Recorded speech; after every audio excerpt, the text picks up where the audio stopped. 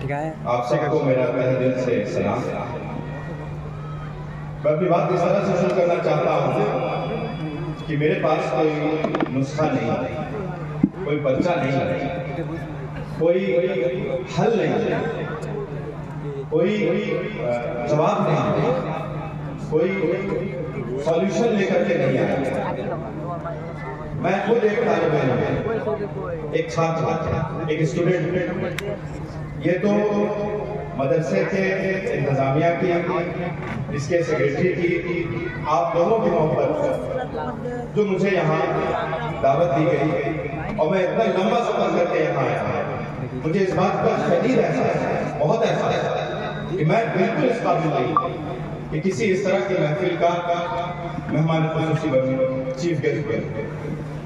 इसलिए मैं चाहता हूँ कि वो सवाल जो आपके दिल में है, जो मेरे दिल में है, हम मिल करके उस पर गौर करें। हम सोचें कि ये जो आज का दिन है, जिन हालात से हम दो चार हैं, जिन सवालात से हम दो चार हैं, वो क्यों पैदा हुआ और उसका हल कहाँ है और उसका हल कौन देगा। और मैं पहले बातें कर दूं, साफ कर दूं कि मुझ जैसे बेबस इंसान के पास उसका जवाब नहीं है। जब से आया मैं पिछले 1 साल से इंडिया में नहीं था, जब से वापस आया हूं, जिससे मिलता हूं उसके चेहरे पे मायूसी, उसके माथे पे शिकन है, उसके सब लबों पे सवाल है कि हमारा क्या होगा, मुसलमानों का क्या होगा। खबर आई है कि वहां लिंचिंग हो गई, अब क्या होगा। खबर आई है कि वहां हिजाब बैन हो गया है, बच्चियां अब मदरसे में, अब स्कूल में, अब कॉलेज में हिजाब लगाकर नहीं जा सकती, अब क्या होगा। गाजा में बम गिर गए, मुसलसल 20,000 के करीब मासूम जाने जाते हैं, जिनमें से 1/3 हिस्से से ज्यादा बच्चे, मासूम बच्चे हैं। कोई बताए कि किस दुनिया के कानून में बच्चों का कत्ल जायज है, किस दुनिया के कानून में। तो लोग पूछते हैं कि अब क्या होगा। कोई कहता है कि लाउड स्पीकर बैन हो गया है, अब क्या होगा। कोई कहता है नमाज पढ़ना मना हो गया है, अब क्या होगा। हर तरफ सवाल, हर तरफ मायूसी कि हमारा क्या होगा। मैं चाहता हूं कि इस सवाल पे गौर करने के वक्त हम इस बात पे गौर करें कि हम हैं कौन। जब हम ये दावा करते हैं कि हम मुसलमान हैं, तो मुसलमान कौन है। हमें गौर करना चाहिए कि जिस कलमे का हवाला देकर हम मुसलमान बनते हैं, हम ये कहते हैं कि ला इलाहा इल्लल्लाह मुहम्मद रसूलुल्लाह, अशहदु अल्ला इलाहा इल्लल्लाह, गवाही देता हूं मैं कि अल्लाह के सिवा कोई माबूद नहीं। तो इसका क्या मतलब, इसके क्या मतलब, और ऐसा क्यों है कि हम आज तक आज के दौर में दुनिया को ये नहीं बता पाए कि इसके माने क्या है। दुनिया क्या समझती है, दुनिया समझती है मुसलमान वो है जो गोश्त खाता है, मुसलमान वो है जो 4 शादियां करता है, मुसलमान वो है जो टोपी और शेरवानी लगाता है, मुसलमान वो है जो ज्यादा बच्चे पैदा करता है, मुसलमान वो है जो गंदे रहता है। यही हमारी पहचान बनाई गई और हम इसका जवाब नहीं दे पा रहे कि ये हमारी पहचान नहीं है। हमारी पहचान शेरवानी टोपी नहीं है, हमारी पहचान गोश्त खाना नहीं है, हमारी पहचान जुलूस निकालना नहीं है, हमारी पहचान लाउड स्पीकर नहीं है। अल्लाह ताला ने हमें बड़ी पहचान दी है। मैं कुरान की 2 आयत की तिलावत पहले करना चाहता हूं, जिसमें अल्लाह ताला हमसे तकाजा करता है कि तुम क्या करो, और फिर दूसरी कुछ आयत की रोशनी में हम ये कोशिश करें वो सबक दोहराएं जो हमें आज से 1400 साल पहले पढ़ाया गया, जिसकी बुनियाद पर हम एक उम्मत बने, जिसकी बुनियाद पर हम मुसलमान कहते हैं। सूरह निसा की एक आयत है और थोड़े ही फासले पे सूरह माइदा की एक आयत है।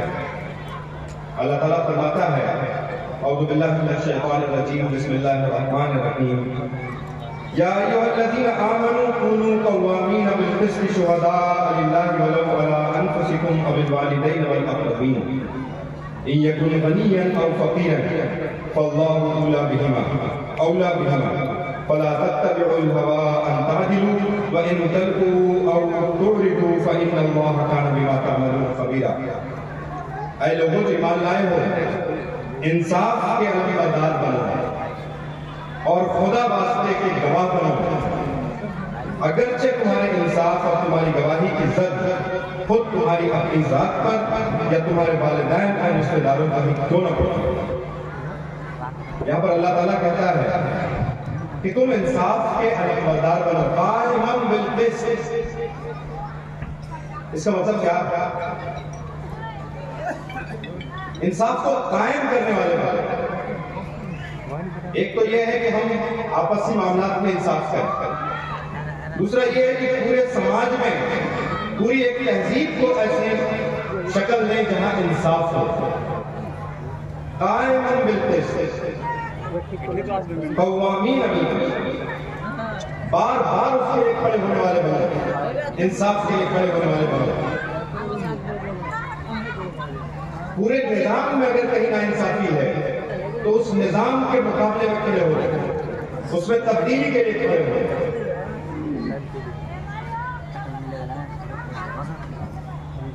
ये एक बार का नहीं है,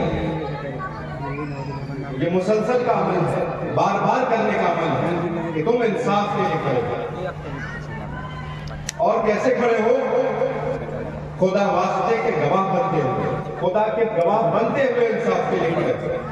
इसका मतलब ये कि जब तुम ये कहते हो कि मैं गवाही देता हूं कि खुदा के सिवा कोई माबूद नहीं, तो इसका मतलब ये है कि तुम अपने आस-पास, अपने इर्द-गिर्द में इंसाफ को कायम करने वाले बनो, अपनी जिंदगी में इंसाफ को कायम करने वाले बनो, अपने मामलात में इंसाफ को कायम करने वाले बनो, अपने समाज में इंसाफ को कायम करने वाले बनो।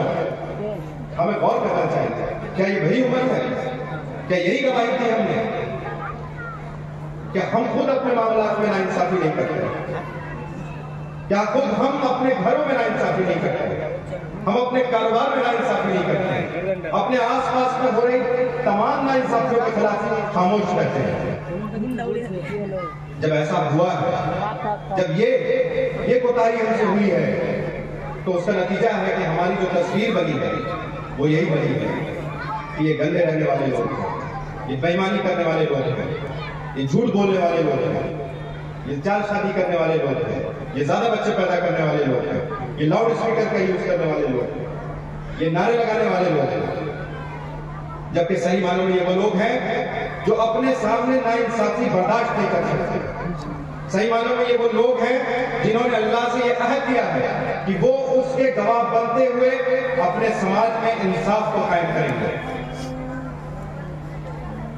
नाइंसाफी सिर्फ गाजा में नहीं हो रही, नाइंसाफी सिर्फ फिलिस्तीन में नहीं हो रही, जुल्म और सितम सिर्फ सीरिया में नहीं हो रहा है। कभी कभी तो ऐसा लगता है कि ये एक बहाना है अपनी जिम्मेदारियों से बचने का, कि हम क्या कर सकते हैं, इंसाफ के लिए खड़े होते, लेकिन नाइंसाफी तो बहुत दूर हो रही है, फिलिस्तीन में हो रही है, गाजा में हो रही है। नाइंसाफी हमारे घरों में हो रही है, नाइंसाफी हमारे मोहल्लों में हो रही है, नाइंसाफी हमारे इदारों में हो रही है, नाइंसाफी हमारे समाज में हो रही है, नाइंसाफी हमारे मुल्क में हो रही है, हमारे शहरों में हो रही है, हमारे गांव में हो रही है। हम खामोश बैठे हैं और फिर खड़े होकर नारा देंगे कि हम जो है वो अल्लाह गवाही देते हैं कि अल्लाह के सिवा कोई माबूद नहीं।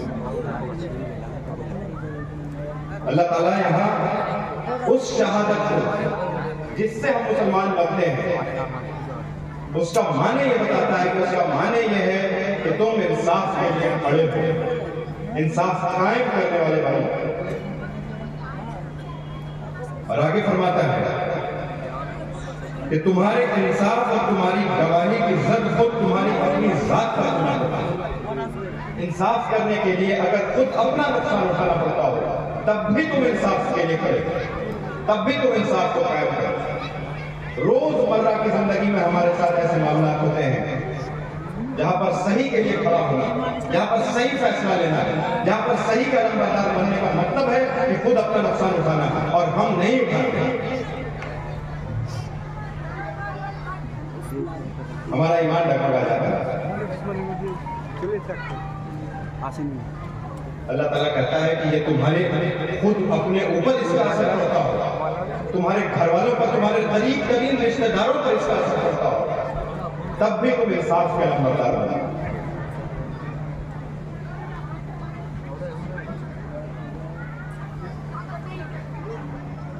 फरीक का मामला ख्वाह मालदार हो, चाहे जिसके बीच में इंसाफ करना हो, वो पैसे वाला हो या गरीब हो, तुम इंसाफ करो।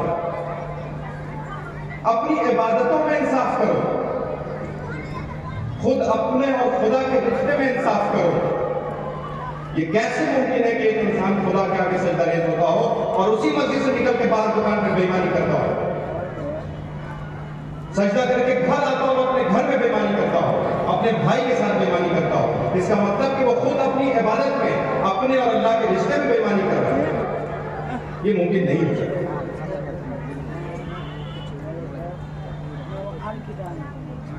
कसूरवार कौन है? दूसरा है तो बताना बहुत आसान है, देखो ये मेरा दुश्मन है, देखो मेरा ये दुश्मन है, देखो मेरा वो दुश्मन है, देखो ये मुझे मार देना चाहता है, देखो ये मुझे खत्म कर देना चाहता है, देखो ये हमारे लिए जमीन तंग कर देना चाहता है। लेकिन हिम्मत चाहिए ये कहने के लिए कि कसूरवार हम भी हैं।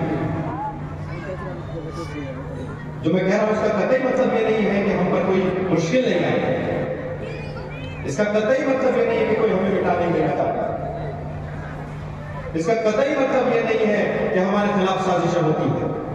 लेकिन जो बात मैं कहना चाह रहा हूं कि हमारे अंदर वो ताकत चाहिए, वो हिम्मत और वो गरज चाहिए कि हम अपना जायजा ले सकें कि कहीं खुद हम तो अपने दुश्मन नहीं बन गए हैं, अपनी पहचान को खुद हम मसक तो नहीं कर रहे हैं। थोड़े से मामलात में कभी घर वालों का मामला होगा, कभी अपना मामला होगा, कभी रिश्तेदारों का मामला होगा, कभी दोस्त अहबाब का मामला होगा, तो हमारा ईमान डगमगा जाएगा। होना तो ये चाहिए था कि जिस समाज में और जिस मुल्क में हम रहते हैं, हर तरफ इस मुल्क के 90% वसाइल, रिसोर्सेस पे, इसके माल पे इस मुल्क की 1 से 10% आबादी का कब्जा है। इससे बड़ी नाइंसाफी क्या हो सकती है? इस मुल्क में करोड़ों की आबादी खैरात में मिल रही राशन पे जी रही है, जो कि उसका हक था, वो उसको खैरात बना के दिया जा रहा है और देने वाला खुद कह रहा है कि मैं रेवड़ी बांट रहा हूं। ये इतनी बड़ी नाइंसाफी है कि 2 वक्त की रोटी के लिए इस मुल्क का इंसान, इस मुल्क के मर्द और औरत, इस मुल्क के बच्चे बेबस हैं। इस मुल्क में सबका बराबर का हक है, इसके वसाइल में सबका हक है। कोई 1, 2, 3, 5, 10 बड़े कारोबारियों का हक नहीं है। लेकिन हम देख रहे हैं, आप देख रहे हैं कि कुछ लोग हैं जिनके हाथ में इस पूरे मुल्क की दौलत है और इस मुल्क की 90% आबादी,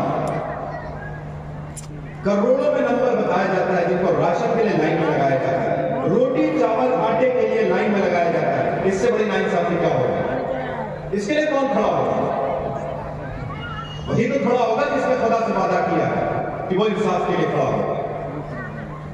वही तो खड़ा होगा जिसको खुदा ने कहा है कि ऐ लोगों जो ईमान लाए हो, खड़े हो, कायम करो इंसाफ को, बदलो इस निजाम को, चैलेंज करो। जरूरत है हम निकले अपने इस चैम्बर से जहां ऐसा लग रहा है कि सिर्फ हम ही मजलूम हैं, हमारे ऊपर ज्यादती हो रही है, हम क्या कर सकते हैं, हम बेबस हैं। खुदा से वादा करने वाला बेबस, खुदा पे ईमान लाने वाला बेबस, जिसका हामी और मददगार खुदा होगा, जिसने ये कलमा पढ़ा होगा, जिसने इसकी गवाही दी होगी, वो किसी के आगे झुकने वाला नहीं है सवाए खुदा के, एक खुदा के, वाहिद खुदा के, वो बेबस हो गया। आज उसे कोई उम्मीद नहीं दिखती है, उसे सिर्फ अपनी मजलूमी दिखती है, अपनी बेबसी दिखती है, अपनी लाचारी दिखती है। ऐसा नहीं होना चाहिए। हम अपने कलमे के साथ ईमानदारी नहीं कर पा रहे। सही मानों में हम अपनी पहचान के साथ ईमानदारी नहीं कर पा रहे। फिर उसके बाद ये रोने का हक नहीं बनता है हमारा कि हमें ये बताया जाता है, हमें ऐसे खत्म किया जा रहा है, हमें वैसे खत्म किया जा रहा है। हकीकत यह है कि इस जमीन पर हमारी पहचान एक बोझ की है। 15 से 20 करोड़ की आबादी इस मुल्क में एक बोझ बन गई है, जिसको हर लम्हे ये सफाई देनी है कि वो कौन है, वो क्या चाहता है, वो मरने वाला है, उसको बचा लो, वो मजलूम है। इसलिए हमें गौर करना होगा, जो कलमा हमने पढ़ा है उसके क्या माने हैं, अल्लाह ताला हमसे क्या चाहता है। अल्लाह ताला फरमाता है कुंतुम खैरा उम्मतिन उखरिजत लिन्नास, तुम सबसे अच्छी उम्मत हो जो इंसानों के लिए निकाली गई है। मुसलमानों के लिए नहीं सिर्फ, मालवा वालों के लिए नहीं सिर्फ, बिहार वालों के लिए नहीं सिर्फ, पूरी इंसानियत के लिए जिसको अल्लाह ने चुना है, अल्लाह ने खड़ा किया है।